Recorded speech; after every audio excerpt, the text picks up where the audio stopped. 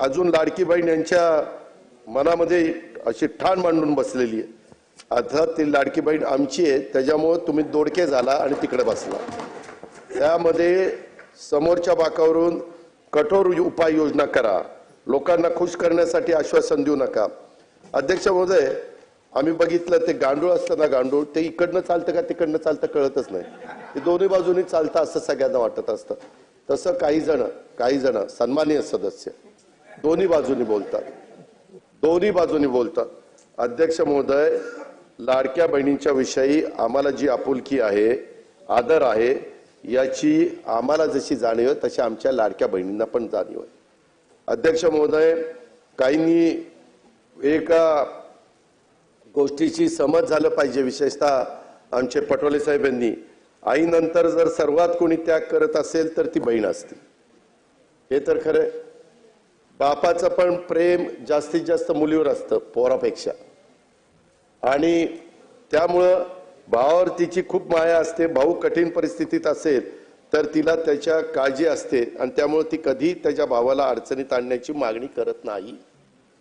आता एकंदरीत आम्ही जे बजेटमध्ये सांगितलेलं आहे,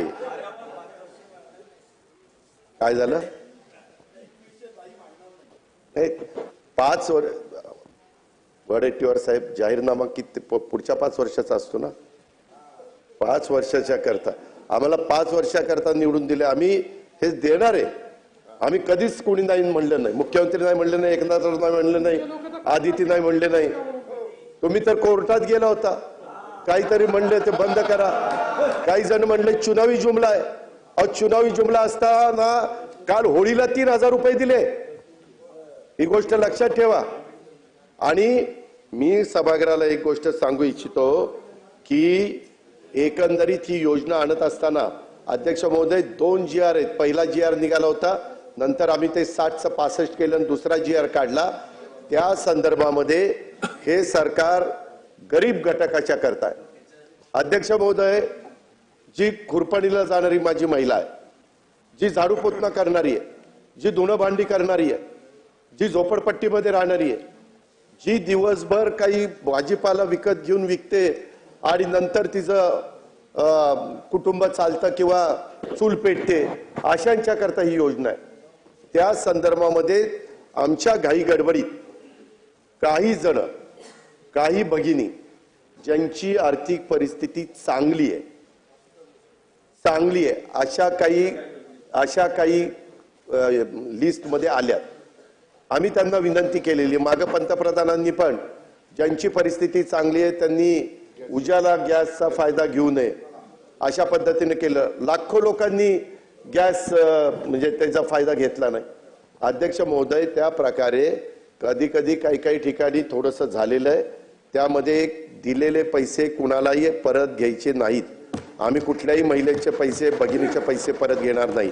ही योजना चालू ठेवणार आहे, या योजनेला जो निधी लागणार आहे तो त्या ठिकाणी देणार आहे, परंतु ही योजना गरीब घटकातल्या महिलांच्या करता आहे। हे पण मी या उत्तराच्या निमित्तानं सभागृहाच्या मार्फत सर्वांना त्या ठिकाणी सांगू इच्छितो। कधी योजना येते, परंतु त्याच्यामध्ये काही गोष्ट लक्षात आल्यानंतर काही आपण दुरुस्ती करतो। आम्ही दुरुस्त करणार आहे, त्याच्यामध्ये बंद करणार नाही, त्याच्यात कुठेही गरीब महिलांच्यावर अन्याय करणार नाही। ज्याला गरज आहे त्यांना 100% आम्ही देणारच, त्याबद्दल तसोबर पण आम्ही कमी त्या ठिकाणी पडणार नाही। आणि या योजनेच्या साठी पुरेसा निधी निश्चितपणे आम्ही देणार आहोत, हे विश्वास मी माझ्या महाराष्ट्रातल्या तमाम बहिणींना या निमित्तानं देऊ इच्छितो।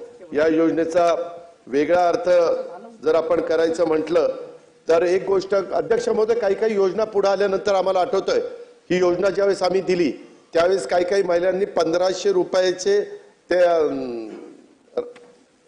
रक्षाबंधन राखीचं मटेरियल आणलं म्हणजे, आणि त्याच्या पक्क्या राख्या तयार केल्या आणि त्याच्यातनं काहींनी पैसे कमवले। त्या महिला आपण देवेंद्रजी जायचो त्यावेळेस भेटायच्या की आम्हाला 1500चे मला 20,000 रुपये झाले, माझे 18,000 रुपये झाले।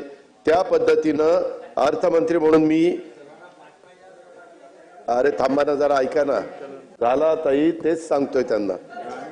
अर्थमंत्री म्हणून मी जेव्हा या योजनेकडे बघतो, यामधून राज्याच्या अर्थव्यवस्थेला भविष्यात काय मिळणार आहे याचा पण विचार मुख्यमंत्री आणि आम्ही सगळेजण करतोय।